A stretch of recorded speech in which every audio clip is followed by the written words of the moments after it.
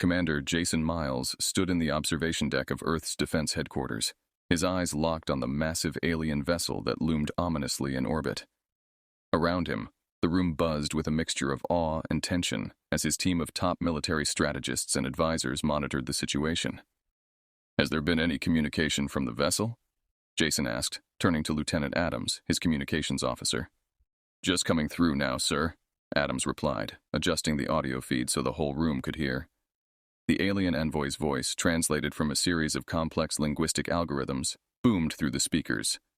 "People of Earth, I am Envoy Threx from the Galactic Empire. You are commanded to surrender your sovereignty and integrate with our dominion. Resistance will result in your obliteration."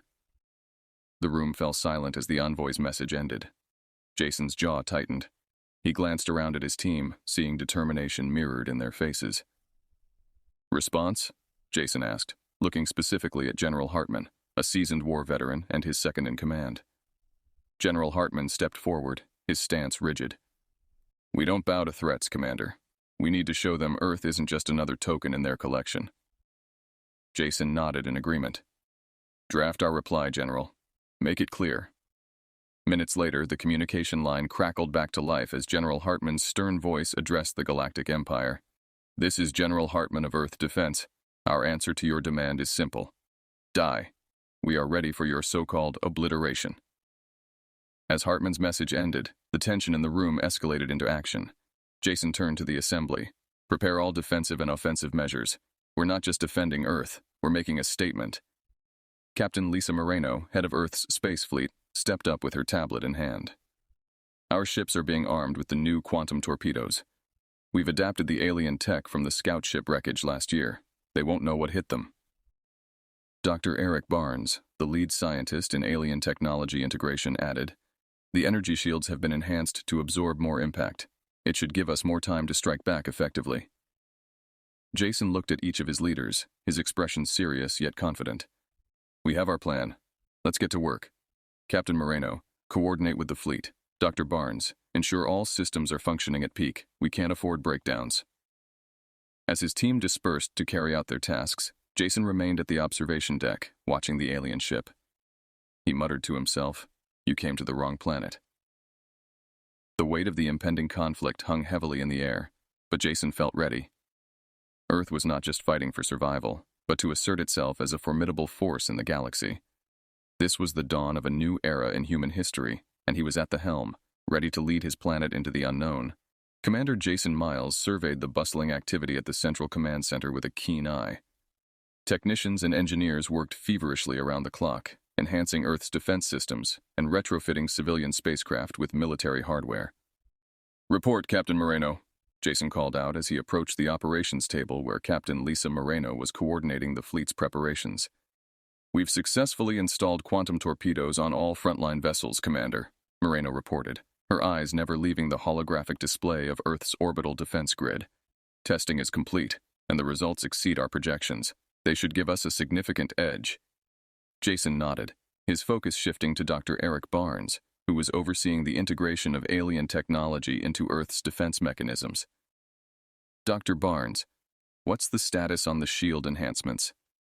"We've implemented the new algorithms into the shield systems. They can now absorb and redistribute incoming energy, increasing their durability under fire," Dr. Barnes explained, showing a series of simulations on his tablet that demonstrated the shield's capabilities. Satisfied, Jason turned to General Hartman, who was analyzing potential battle scenarios. "General, how are our ground forces shaping up?" General Hartman looked up from his strategic maps, his expression grim but determined. "We've deployed anti-air batteries around all major cities and established a network of quick response units. If they get past our orbital defenses, we'll be ready on the ground." With each report, Jason felt a surge of cautious optimism. "Good. I want continuous drills for all units. This isn't just about having the best weapons, it's about knowing how to use them effectively under pressure." As the leadership team acknowledged his orders, Jason's attention was drawn to a live feed showing rows of spacecraft at the newly established launch facility. The sight of these ships, once commercial liners and now part of humanity's first line of defense, was a stark reminder of the war's gravity. "Let's talk logistics," Jason continued, addressing his supply chain head, Major Sandra Lee. "How are we on provisions and fuel?" Major Lee, a veteran in resource management, assured him. We've secured enough raw materials to keep our fleet operational for prolonged engagement. Fuel reserves are at capacity, and additional supplies are on a rotating schedule from Allied bases.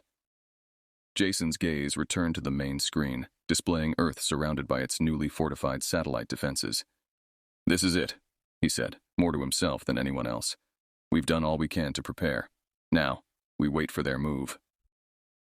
As the meeting concluded, Jason's team dispersed, each member set on ensuring their division was battle-ready. In these final moments of calm, Jason felt the weight of the world on his shoulders, but also the unyielding spirit of his planet. Earth was united like never before, its people resolved to defend their home against any threat. As he left the command center to review the ground forces himself, Jason knew that whatever the Empire brought against them, Earth was ready to respond with equal ferocity. The tension in Earth's defense headquarters reached a peak as intelligence confirmed the movement of the Galactic Empire's armada towards Earth. Commander Jason Miles, alongside his senior military leaders, watched closely as the first images of the approaching warships flashed across the strategic command screens. They've dispatched their vanguard, noted Admiral Moreno, analyzing the fleet's formation and armament. It's a formidable force, but we expected no less. Jason's eyes narrowed. Time to see how well our preparations pay off. Admiral, initiate the Defense Protocol Alpha. Let's give them a welcome they won't forget. Within minutes, Earth's orbital defense stations powered up, targeting the incoming ships with precision. As the Empire's fleet crossed into firing range, Earth unleashed its newly integrated quantum torpedoes. The result was immediate and devastating. Several of the Empire's leading ships suffered critical damage, their advanced shielding systems unable to withstand the unexpected ferocity and technological sophistication of Earth's weapons. Direct hits on multiple enemy vessels, shouted Lieutenant Adams, exhilaration mixing with tension in his voice. Their advance is slowing. However, the Empire quickly adapted their tactics. Adjusting their formation to minimize damage, they returned fire with a barrage of energy cannons, testing the limits of Earth's enhanced shield technology. Shields holding at 75%, but we can't take a sustained barrage like this for long, Dr. Barnes reported, monitoring the energy absorption rates. We need to take out more of their ships quickly. Jason turned to General Hartman, who had been coordinating the ground and space defense forces. Deploy the second wave of drone attackers.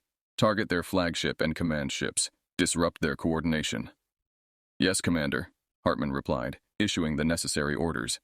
Soon, a swarm of high-speed drones surged forward from Earth's defense perimeters, slipping through the enemy's heavy fire to strike at the heart of their formation.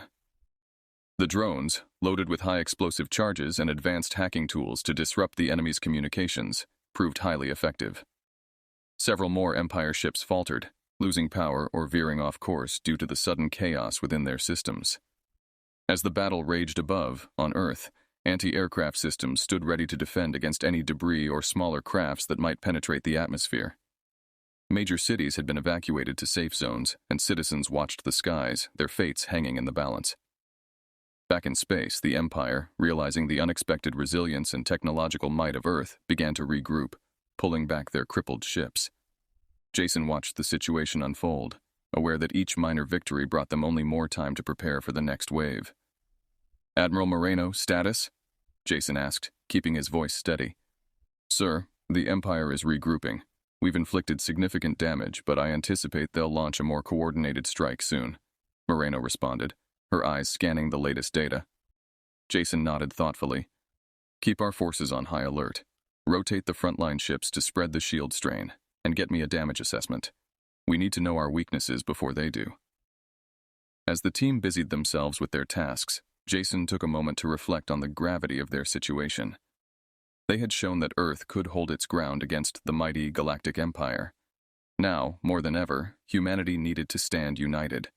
The true test of their resolve was just beginning. In the aftermath of the initial skirmish, which had proved more costly for the Galactic Empire than anticipated, Commander Jason Miles formulated a new strategy. Taking the fight to a more unconventional level, he decided that guerrilla tactics would be Earth's best approach to weaken the imposing enemy fleet over time. Admiral Moreno, prepare your squadrons for hit-and-run tactics. We need to harass their supply lines and isolate their forward units, Jason commanded, outlining the new phase of their defense strategy. Admiral Moreno nodded, quickly adapting to the shift in tactics. "I'll deploy the shadow fleets immediately. They're equipped with stealth tech and can strike without warning. We'll keep the Empire guessing and off balance." Meanwhile, in Earth's orbit, smaller, more agile fighter crafts darted out from hidden bases on moons and asteroids. They targeted logistical ships that were lagging behind the main fleet, swiftly attacking and then disappearing into the debris fields created by the earlier battle. Captain Luis Martinez, one of the Shadow Fleet commanders, reported during one such operation. "We've hit 3 supply carriers and a medical ship, Commander. They didn't see us coming. Minimal casualties on our side." Jason, monitoring from the command center, was pleased but remained cautious. "Good work, Captain. Keep pressure on them. Every ship they lose is one less we have to worry about later." On the Galactic Empire's flagship, frustration grew.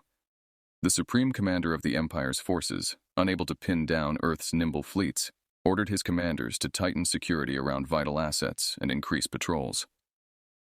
Back on Earth, Dr. Eric Barnes and his team worked tirelessly to improve the effectiveness of the guerrilla warfare tools. "We've developed a series of mines that can be remotely activated. Plant them in the common hyperspace exit points," Dr. Barnes suggested during a tactical meeting. "Implement it." Jason immediately saw the strategic advantage. "Disrupt their routes and keep them tense. Force them into making mistakes." As the days passed, the guerrilla tactics began to drain the resources and morale of the Galactic Empire's troops. Earth's forces, though significantly outnumbered, used their deep knowledge of their home territory to their advantage, striking from unexpected angles and then vanishing into space's vast expanse.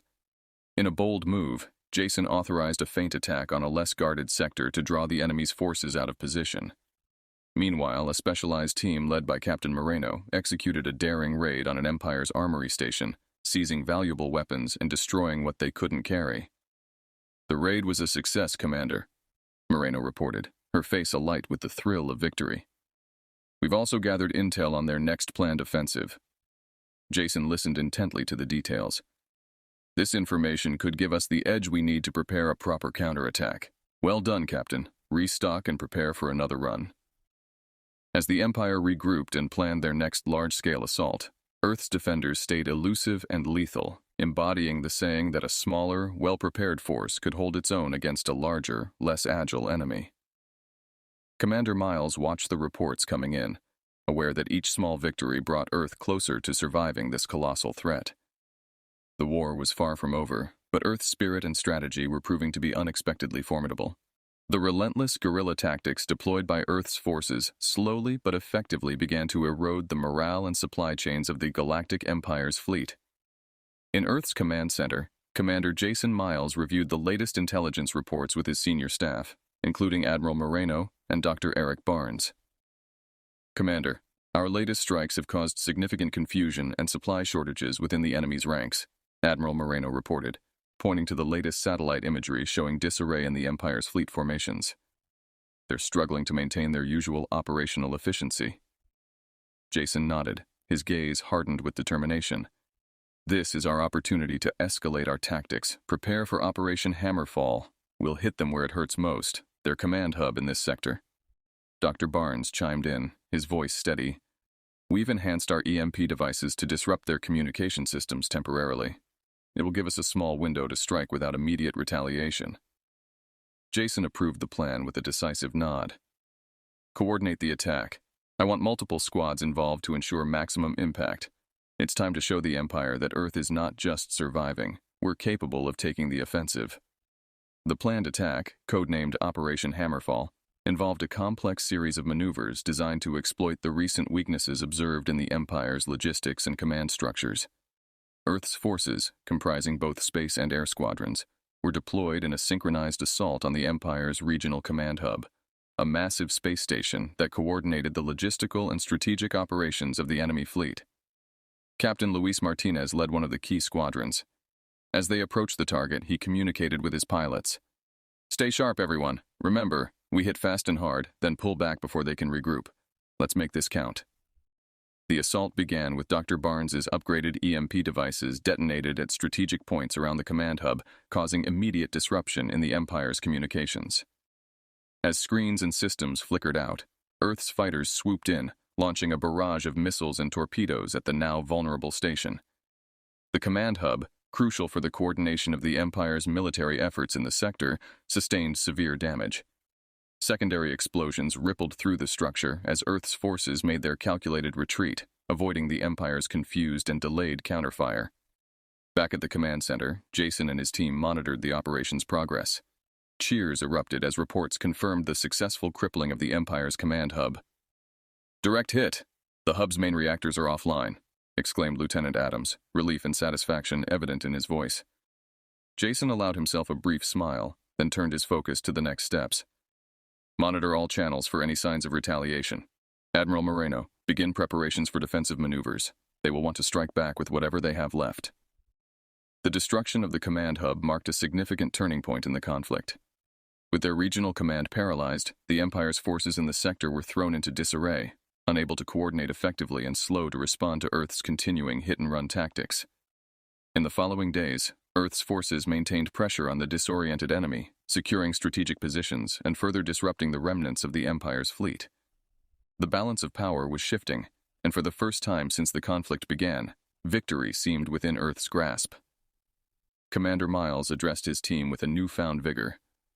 "This is more than a battle for survival now. We're on the offensive, and we will continue to push until the threat of the Empire is completely eradicated from our system. Earth will not only defend, but will also dictate the terms of peace. Prepare for the next phase. This war ends with us." In the command center of Earth's defense headquarters, the mood was cautiously optimistic as reports streamed in of the Galactic Empire's disarray following the destruction of their regional command hub. Commander Jason Miles, alongside his senior advisors, reviewed the latest strategic maps, plotting their final moves in what had become a defining moment for humanity. "Admiral Moreno, what's the status of the enemy's main fleet?" Jason asked, his voice steady but filled with the intensity of a commander sensing victory. "Their fleet is fragmented, Commander," Moreno replied, pointing to the scattered icons on the holographic display. "They've lost coordination, and their attempts to regroup have been unsuccessful. Our continuous harassment has kept them off balance." Jason nodded, turning to Dr. Eric Barnes. "And the new weapons systems?" "We've successfully deployed the next generation of quantum torpedoes, enhanced with the alien tech we've reverse-engineered. They're ready for a full-scale operation," Dr. Barnes confirmed, his tone confident. Jason looked around at his team, a fierce pride in his eyes. "This is it, then. We launch our final offensive. We push them out of our system once and for all. Prepare all units for Operation Liberation." As the Earth forces mobilized, a palpable sense of unity and determination swept through every rank. The world watched as fleets of ships, large and small, prepared for what many hoped would be the concluding battle of this war. The final assault was a masterclass in military strategy and human courage. Earth's forces, led by Jason himself aboard the flagship Resolute, struck with precision and ferocity. Galactic Empire ships, unable to withstand Earth's advanced weaponry and tactical superiority, suffered heavy losses. Captain Luis Martinez led a daring maneuver that disabled the Empire's last operational dreadnought, a symbol of their dwindling power. "Dreadnought disabled, Commander. Their flagship is out of action," he reported triumphantly. Jason acknowledged the victory with a nod, his focus already on the broader battle. "All units, press the attack. This is our moment." As the battle raged, Earth's fighters weaved through the chaos, targeting key ships and overwhelming the enemy with relentless assaults. One by one, the remnants of the Empire's fleet were either destroyed or forced into retreat. Finally, as the last enemy ship warped out of the system, a cheer erupted from the command center and across the planet. Humanity had not only defended itself against a vastly superior force, but had emerged victorious, securing its place as a formidable power in the galaxy. In the aftermath, Commander Jason Miles addressed the world, his image broadcasted globally. "Today, we celebrate not just a victory, but the indomitable spirit of humanity. Together, we faced a threat that sought to subjugate us, and together, we have prevailed. Let this victory mark the beginning of a new era for Earth, one of strength, unity, and exploration." The celebrations were widespread, with streets filled with people and the skies alight with fireworks. But even as they celebrated, plans were already underway for the future. Earth began rebuilding and expanding its reach into space, utilizing the technologies and lessons learned from the war. Under Jason's leadership, Earth established new alliances and expanded its influence, ensuring that never again would humanity be caught unprepared. Earth had not only survived, it had thrived, and now looked outward, ready for whatever new challenges the cosmos might bring.